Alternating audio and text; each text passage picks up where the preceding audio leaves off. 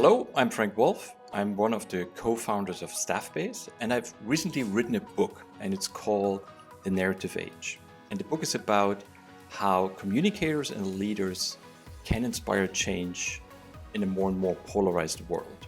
And one of the most interesting concepts of narratives is how organizations can use them to create a powerful strategic narrative about their future and their mission and vision and what they want to achieve. And today, I want to talk in just a few minutes about why strategic narratives matter, what they are, and how you can shape one yourself.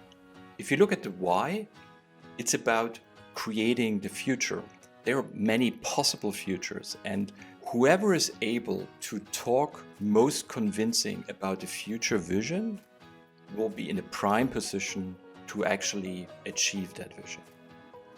Now, the question is, what are strategic narratives, and why not just talk about goals in this case? The challenge with goals is future state. And in many cases, and as we all know, change is really hard, and change is the thing that fails. Many organizations are able to talk about their goals, but they fail to actually achieve it because the journey is the tough thing.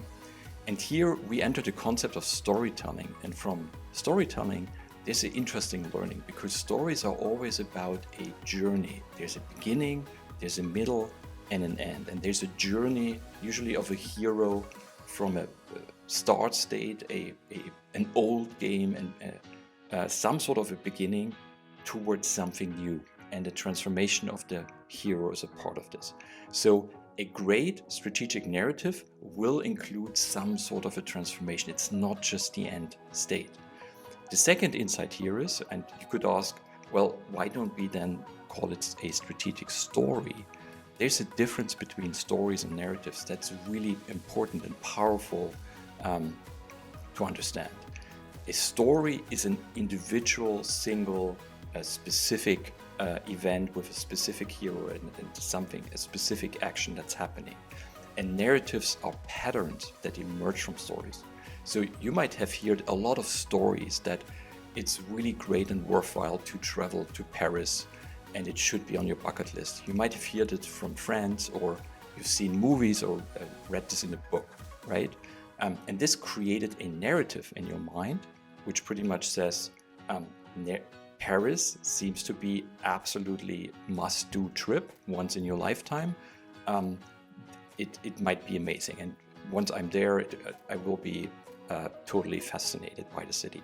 So that's a narrative. It's a collection, and it's a pattern that emerged from stories. And the powerful thing about a narrative is, while stories are always about somebody else, they might be emotional, they might feel powerful, but it's always somebody else's story. A narrative becomes about me, because I can join a narrative. I can say, at one point in my future life, I will go to Paris, and I want to be part of the people who've been there. So narratives, as I would say, are more inclusive, and that's why all the movements you see are about narratives. So narratives have also a beginning, a middle, and an end, and they have a transformation. That's why we talk about a strategic narrative, and you can check out your current mission or vision already about this. Like, is this really a transformation, or are we just talking about a goal? Now, if you think about how to create one, there are different insights here. The most important from my perspective is you should actually build something that resonates with an audience, because what we see is stories that we tell, or narratives that we create, will only resonate if they sort of connect to things that we already know and have experienced in our lives, or that we already have in our mind. So the better you understand the current existing worldview of your audience, the better you can build and create a narrative that will resonate with it. I talk a lot about this concept in my book. I've also created a method to map this out, which I call a narrative map.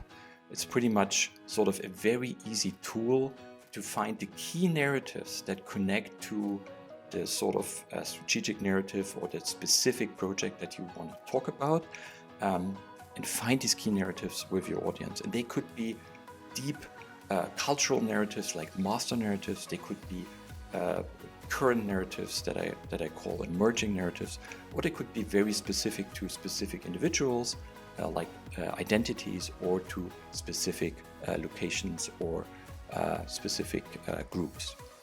And the better you understand the narrative map of your audience, the better you will be able to create this journey. And that's then the basis to create a hero's journey, to say, where do I want my hero? And for instance, in case of a strategic narrative, your hero might be your employees or your customers.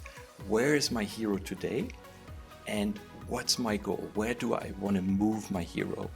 And that's something, if you combine this with a good understanding of a narrative map, you will be able to craft a story and a strategic narrative which is highly resonating and very powerful and easy to implement. I hope this helps. See you soon.